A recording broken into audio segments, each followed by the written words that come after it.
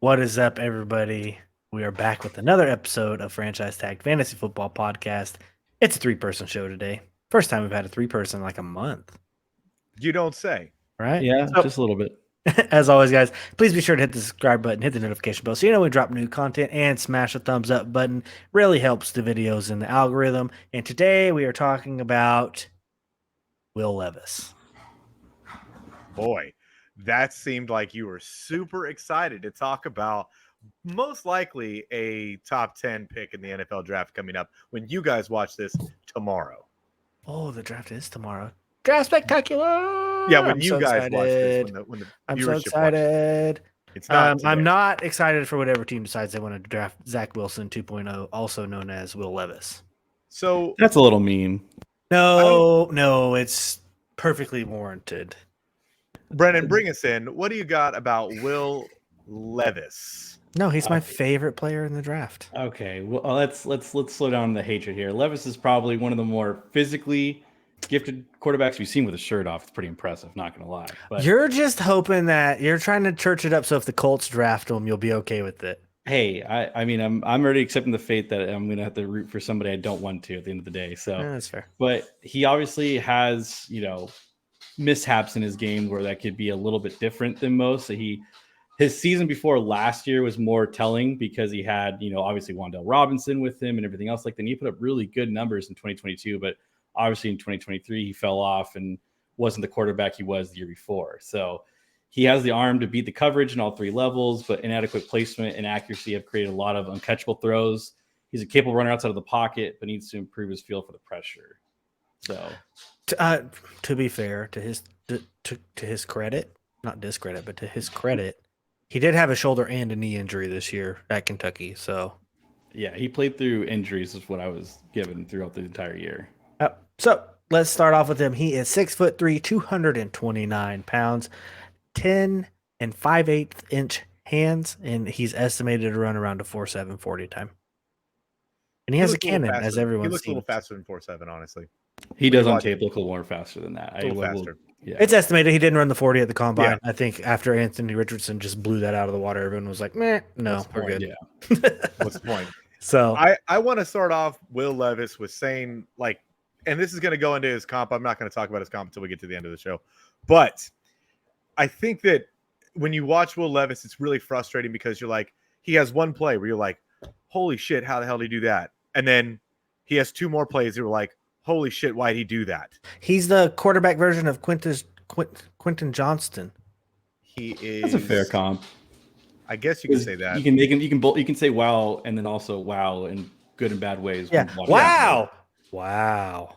It's so weird. And honestly, like that's why I had my comp later. So that's why I had it. It's because you see the same thing. That's fair. I think the other comp that's in there as well is kind of the same. Yeah. I guess. So Brennan, would you please, if you could, take us through his pros? So his pros is like he's a prototypical size and built for the NFL quarterback. He's got experience taking snaps from the center. He played in a pro style offense in Kentucky, so that's what everyone was raving him about as well. He's an athletic passer when working off platform. He releases his compact, twitchy, and effortless, and he played through injuries throughout his entire last season. So it just shows that he's willing to go through with it. He has serious arm talent with the ability to complete passes at tight windows and can send the deep passes over the heads of all the safeties we've seen. So ability to slide and throw simultaneously from the pocket and willing and capable as a runner near the goal line. All those things you do see when you watch him. Honestly, I can't deny that there are physical gifts that Will Levis brings to the table. Do I think that he is a top 10 pick in any other draft? Probably not. And honestly, I think that kind of feeds back into this is a weak quarterback class. It's a super weak quarterback class. Next year's quarterback class is it weaker than last year's? No, it's not even. Yeah, it's probably. I think there's more talent in this one. Yes, but next year's is going to be way better. Yes, you said off the chain. I said off the chain. Some of his cons. Nearly a quarter of his passes were thrown to targets behind the line of scrimmage in 2022 per PFF. Yes, Pro Football Focus. Yeah. Sorry, I said PPF. Inconsistent post-snap confidence to throw on time, uncomfortable working against short zones, big struggles finding a rhythm in the pass as a passer in 2022, falls into off-platform throws a lot. This is one I'd break off of the notes real fast. When I was watching his tape, a lot of his throws were off-platform, trying to fit something in because he's relying on his not even above average, superb arm talent, because he does have a cannon, but he relies on it too much. And when you have those off-platform throws, you see a lot more of who we're going to talk about a little later in the show. But scattershot ball placement and accuracy issues. Accuracy issues can be fixed in the NFL, but it's not common.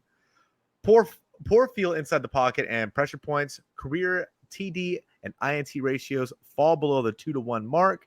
And poor second reaction decision making. What did you put at the end of that? For poor second reaction decision making with the football. Sorry, I was if the first stuff is not there, his secondary reads of what he wants to do with it are not good.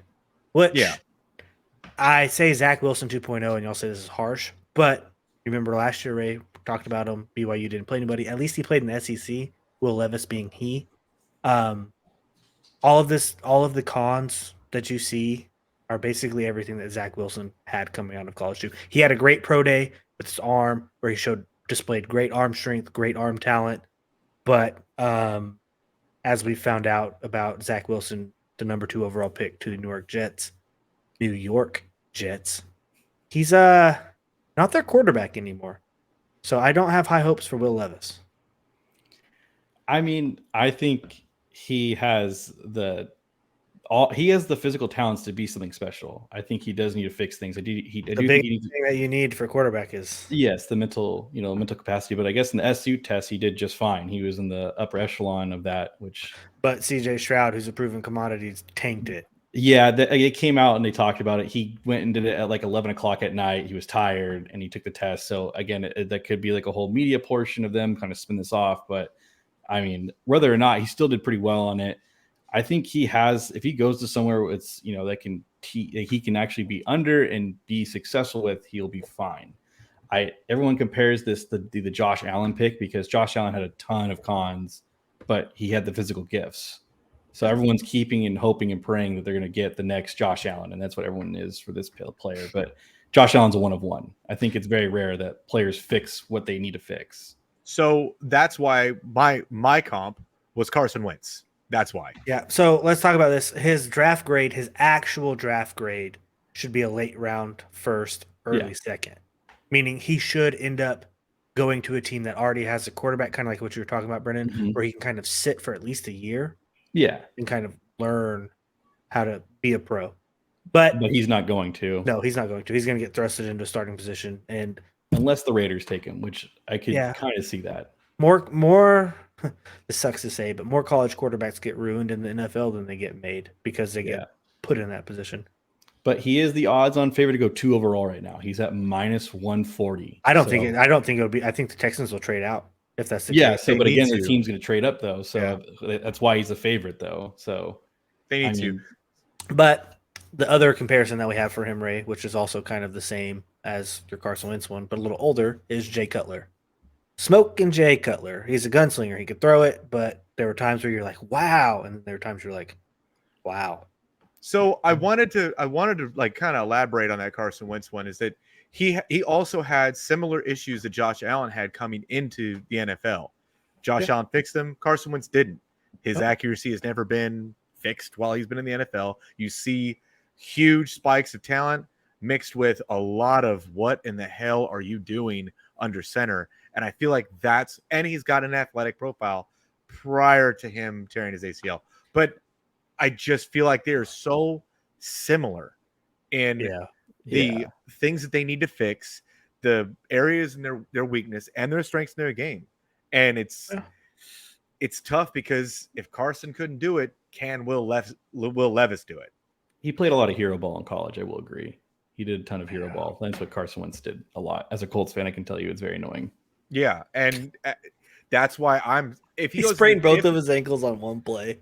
if the Dude, Texans Aaron actually Donald draft wrapped him though. Aaron Donald gator rolled him, so it's neither here nor there. if the Texans actually draft him, I do believe what Aaron was saying is true. That's just basically going to ruin his career. There's whoever is drafted at quarterback by the Texans this year is only there until they can go get Caleb Williams next year. That's All right. really what it is. And I So, don't yeah. think that they're gonna. I don't think what you just said. I think they'll trade out in hopes that they Yes, will. Yeah. yes, they need to trade So- out. It's not they should, they need to. Aaron, where would you like Will Levis to go for him to succeed? How about that? For him to succeed, you put me on the spot. I think, as you talked about with Anthony Richardson, I think Seattle would be a good spot where he could sit behind Geno for at least a year. Okay. He's got 2 big time weapons there. It's got a good run game there. Trying to think later in the draft who all has late draft picks. Minnesota. Minnesota would be a good spot. Sit behind Kirk Cousins for it's his last year of his contract. It would Yeah. make sense. What about you, Ray? Where would he go? Minnesota would probably be if he were to be able to fall down the draft, which I don't think he's going to, but if he were to be able to, I think Minnesota is the perfect spot. Sit behind Kirk Cousins for another 2 years. That's what Kirk Cousins has left on his deal anyway. No, he only has one. And I thought he had 2. I think But that's even one. if he had, go ahead. Hear me out. Saints at 29 would be a good spot. Sit behind Derek Carr for a couple years. Yeah. The Giants at 25. As you said, the Vikings, Seahawks, I have a wild card here. I think the Detroit. Patriots wouldn't be too bad. I think they're off. I think they're done with Mac Jones. I I think think so too. Mac Jones sucks so bad. I hate Mac Jones. he makes No, everybody's I life think those are good landing spots, honestly. And Yeah. realistically, where he could fall in the first round, it's tough. I think that out of the ones that you listed, Aaron, I think that the Saints would be the least favorite one out of the ones you listed for me. You just have your Chris Olave hype. No, I want J-Bo to learn behind somebody, specifically Derek Carr, and then get another shot somewhere else. I think that Oh. J-Bo has enough talent to do it. He's shown it in the NFL before. Yeah, but it goes back to the very beginning of this conversation of where Tampa Bay drafted him. What, 3 overall, 1 overall, And he had to start right away. and he had to start right away, and so it kind of put him in bad habits. Yeah. Mhm. But Stunts people. I mean, Tennessee wouldn't be a bad spot for him. All of these places that have veteran quarterbacks that are kind of middle of the road, but only have 1 or 2 years left on their deals, would be great landing spots for Will Levis. That one. I think I'm going to put a future bet tonight that Tennessee drafts Will Levis. I think Ooh, that's, that at 11. I mean, it's either going to be the I think they're Raiders going to at trade 7. up for him though. I think they're going to end up trading up for him. Yeah, I it'll either think- be, my personal opinion, it'll either be the Raiders or the Titans that trade up to 2 to get him. Yeah. I think that NFL teams are smart enough; they'll let him fall, and he'll end up going to the Vikings because Yeah. that just makes too much sense. You give him too much credit. Sometimes I do. I don't know. You give him too much credit. Is that it? I think You so. think- I think that is it. That is it. All right, guys. As always, go follow us on Twitter. Please use code franchise tagged at dribblesjerky.com for 10% off your order. Hit the subscribe button, smash the notification bell so you know anytime that this video or anytime we drop new videos. Hit the thumbs up, really helps us in the algorithm. But until later, we'll see you next time.